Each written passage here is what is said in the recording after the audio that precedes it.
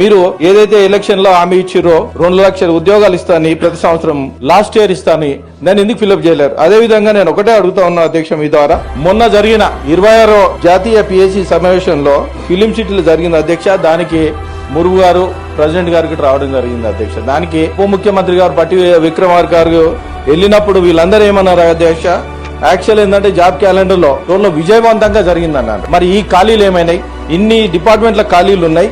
ఈ ఖాళీల విషయంలో తీసుకుంటే 2025 ఏదైతే ఉందో అధ్యక్ష, గ్రూప్ 1, గ్రూప్ 2, గ్రూప్ 3, అదేవిధంగా health department, police department, education, TET, DSC, RNA, ఏది ఫారెస్ట్ డిపార్ట్మెంట్ లో అన్ని శాఖల్లో నియామకాలు ఉన్నాయి అధ్యక్ష. దీంట్లో ఈ విధంగా చూసుకుంటే లేదా అంటే వీళ్ళు ఏదైతే నిరుద్యోగులు ఉన్నారో వాళ్ళు 10 సంవత్సరాల నుండి ఒకే రూమ్ లో 5 మంది 6 మంది చదువుకుంటా విలేజ్ కి ఇక్కడ వచ్చి నేను జాబ్ సాధించిన తర్వాత ఊరికి పోతాను చాలా మంది వెయిట్ చేస్తున్నారు అధ్యక్ష. వాళ్ళ ఆశలు నిరాశలు చేస్తా ఉన్నారు అధ్యక్ష.